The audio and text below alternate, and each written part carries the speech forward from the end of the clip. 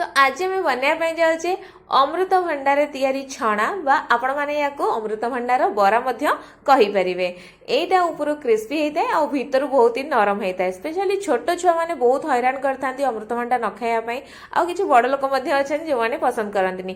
तो एमती उपाय आपण मैंने दिंतु देखिए भात कि स्नाक्स आपण मैंने खाईपारे चटनी सहित। तो तापाई फाड़े अमृतभंडा को भल भाव धोईकी तार चोपा छड़े नहीं मझिरे जो धड़ा अंशटा तार थाए ताकू छड़े रखी नहीं।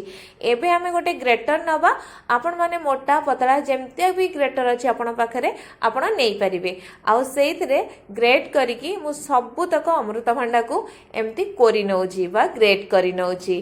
तो आपण माने देखि परथिबे एटा केते बढ़िया भाव रे ग्रेट मध्ये होई जाईची काईना बरा बनेबा एमिति जे जेमती केही जानि भी परिबेनी एटा अमृतभंडा बोली। तो ये आमर सबू तक मु ग्रेट करी नहीं गली। तो तापर नेक्स्ट प्रोसेस रे आमे कौन करिबा ना मु एठी गोटे गिन्ना नहीं आ से गिन्ना रे पाखापाखि 2 चम्मच बा अध गिन्ना नहीं जाइछि चाउलर गुंड ता सहित से गिन्ना रे मापिकी गोटे चम्मच नहीं जाइछि मु एठी कोन ना सुजी। तो तापर आमे कौन करिबा ना सेथिरे पकेइबा जो कोरिकी रखिथिले ना अमृतभंडा तो से गोटे गिना पूरा मापिकी मु नहीं जाइछि सेथिरे अमृतभंडा को पकेइ नैछि ता सहित अध गिना मु देई दोछि कण ना गाजर को मध्य एथिरे कोरिकी पकेइ दोछि टिके राग राग लागिया पई कंचा लंका ता सहित देई दोछि कण किछि कटा धनिया पत्र आ भृषंग पत्र तो निहाती पकेइबा काना आमे बरा बनौचे तार वासनाटा भलो आसीबो ता सहित आमे दबा किछि कटा हेइथिबा छोट छोट पियाज को एबे आमे सेतरे किछि गोटा जीरा पकेइ दबा आपण चाहिले एथरे अल्प टिके जुआणी मध्य पकेइ परिबे ता सहित आमे देबा कोन ना स्वाद अनुसार लूण आपण देखि पकेबे कारण अमृतभंडार कम लूण लगी थाए। तो एबे आमे भल भाव रे आकु मिक्स करिबा बिना पानी रे काहे ना अमृतभंडार किछटा मॉइस्चर थाए जोटा कि हमर माने पानी दरकार पड़ेनी।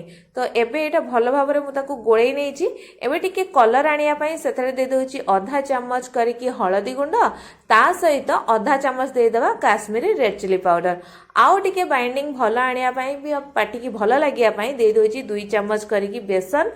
तो एबे ए सब को मध्य भल भाव रे आमे टिके माने हाथ रे गोळेई नबा देखिबा केते हमर मॉइस्चर टाणुची तापर यदि न हैला आमे पानी टिके दबा। तो एबे आपण माने देखि परथुए बिना पानी रे मु कौन करना चकड़ी नहीं थी। तो टिके मते पानी दरकार पड़ला तो गोटे चम्मच पाखापाखि मु पानी को देकी याकू भल भाव रे चकड़ी नहीं बा दली नहीं बा गोळेई नहीं। तो एबे सेथरु अल्प टिके पोर्शन नहीं कि आमे ताकू बरा साइज रो बनेबा आकू बेसी मोटा करबानी कि बेसी पतला करबानी मीडियम साइज जेमती आपण माने कदली की काटंदी ना भाजीबा पई सेतिकी मोटा ही आपण आकू रखिबे। एबे देखि परथिबे मु एपटरे कोन करछि ना तेल को आगरु गरम करके नेइथिली लो टू मीडियम आंच रे बरा बनेबा भितरे।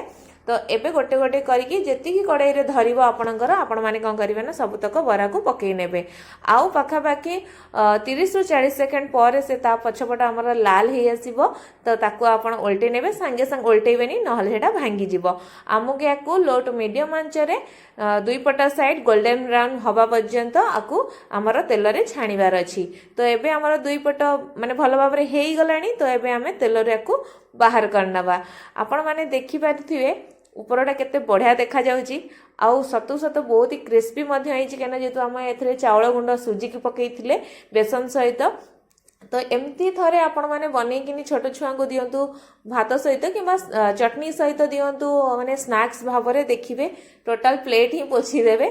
तो आपण माने याकु थरे निश्चय बनांतु आ किपरि लागला आम कमेंट बॉक्स रे कमेंट करी निश्चय जणांतु। धन्यवाद।